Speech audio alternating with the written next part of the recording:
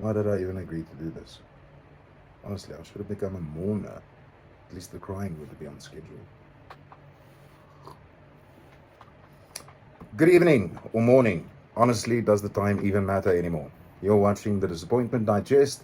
I'm your host, The Disappointed Anchor, and I'm here because my therapist told me I need to express my frustrations. And my landlord told me I need to pay the rent.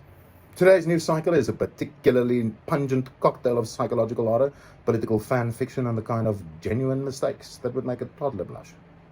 We've got detectives talking to lizard demons, presidents promising to be professional while their staff treats the public purse like a communal snack drawer, and our favorite former president having dinner with the world's most famous creep. Buckle up. It's going to be a long 10 minutes.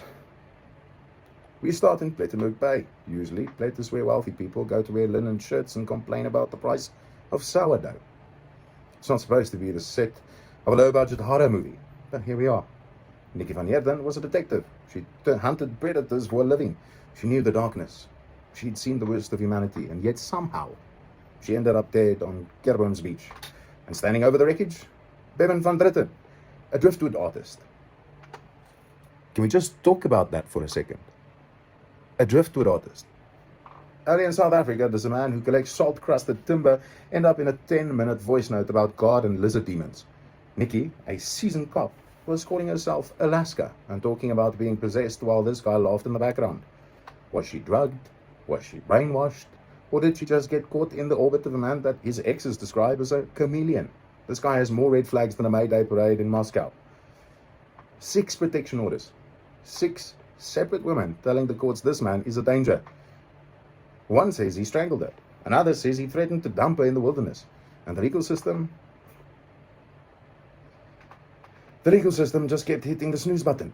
They watched him lure in his next victim with a coffee and attentive behavior. It's the ultimate disappointment. A woman who spent her life solving mysteries became a tragedy that everyone saw coming. Rest in peace, Nikki. You deserve the system that stayed awake. Speaking of systems that are fast asleep, let's check in on Boksburg. President Cyril Ramaphosa is at it again. He's standing at a podium, looking very presidential, adjusting his tie, and announcing that the ANC really, honestly, pinky promise, needs to stop breaking the stuff they've already smashed. He's talking about political interference in municipalities, revolutionary stuff, Cyril, truly. It only took 114 years and an Auditor General report that reads like a post-apocalyptic horror novel for the light bulb to flicker on. He wants professional administration. You know what that means? It means he's asking Cousin Tabu to stop being the head of waterworks just because they share the same surname. He's asking people to actually have qualifications for the jobs they hold. Imagine that, eh? They're meeting for 3 whole days to figure out how to be ethical and capable. 3 days. That's more time than most municipalities spend fixing burst pipes in an entire financial year. He's talking about the district development model. Again, 2. More buzzwords to throw at dry tap. It's the same old dance. Hold the lekotla, eat a nice catered lunch, and then act shocked when the local mayor still hires his drinking buddy to manage the sewage plant. And if you want to know why Cyril is failing, look no further than the Free State. While the president is waxing lyrical about ethics, Mwabisa in Mangaung was busy sending a request for 27,500 rand directly to the municipal CFO. The request, you may ask? A boutique guest house stay and catering logistics for a party lunch, sent to a personal Capitec account. I mean, the audacity. It's almost impressive. It's like one guy is preaching the gospel while the branch office is treating the public purse like a shared Uber Eats account. And the excuses? Oh, the excuses are art, my friend. Fikile Mbulula is shocked. That's his default setting. The regional secretary calls it a genuine mistake. I've made mistakes, my friend. I've put my shirt on inside out. I haven't accidentally drafted a formal letter on a party letterhead asking for public funds to be sent to my personal savings account. And the CFO? First, she ignored it because she thought it was a scam. Then she only saw it on social media. It's a miracle. The letter moved from her inbox to the depths of her memory and then finally onto Facebook before she realized it was even there. You can't make this stuff up. It's too stupid. If our politicians put half as much effort into the service delivery as they do into creative accounting, we'd be living in Wakanda by now. Moving on to Brandmar Louis. He's back, not for his prison sermons, though apparently those have been cancelled. Now, the liquidators are finally flexing their muscles. They're trying to claw back 1.2 billion rand that was paid out to a very specific list of beneficiaries. And who was on that list? Celebrities, influencers, and, wait for it, politicians. While the 44,000 ordinary people were being fleeced out of 4 billion rand in a diamond scheme, the elite were cashing out. Can you imagine the panic? There are people in expensive suits right now, sweating through their silk shorts and deleting WhatsApp messages faster than a teenager caught with a bad report card. To the celebs who thought they got away with it, sterk then, huh? We hope the memories of those luxury holidays were worth the legal fees.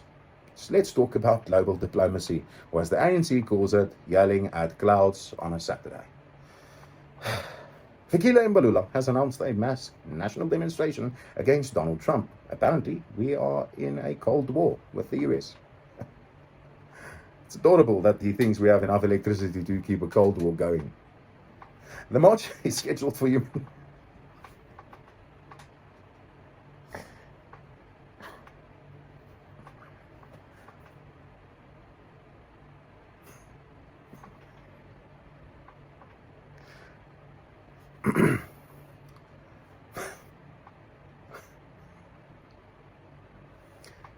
The march is scheduled for Human Rights Day.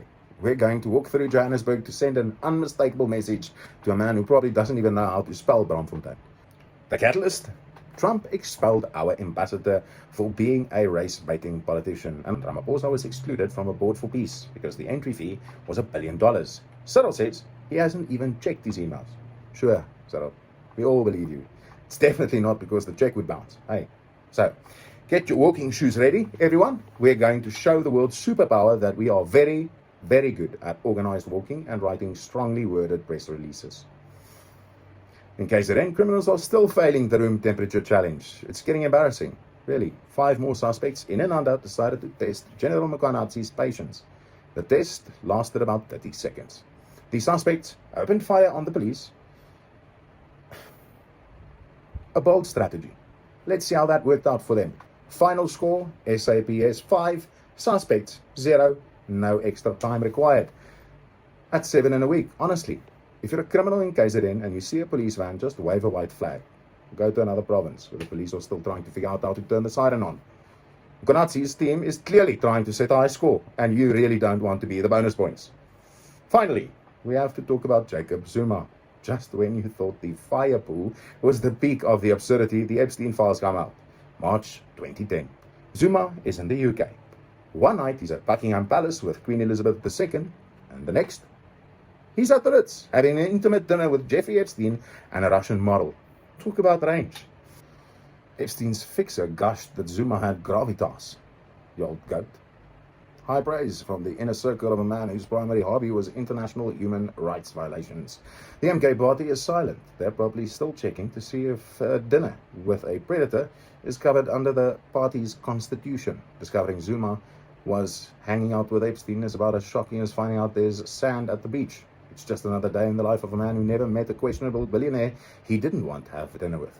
And we end with some good news. Entrepreneurship is thriving in our prisons. The Department of Correctional Services did a festive raid. They found a cell phone, and then another, and then 8,000 more. Gauteng alone had over 2,000 phones. Our prisons aren't correctional. They're unregulated co-working spaces. Between the phones, the 100,000 rand in cash, and the 45 kilograms of dagga, the inmates have better signal and more liquidity than the rest of us. Why would anyone escape? You've got your side hustle, your mates, and enough weed to forget you're even in jail. It's truly heartwarming. Really. That's the news. We're not mad. We're just, well, disappointed.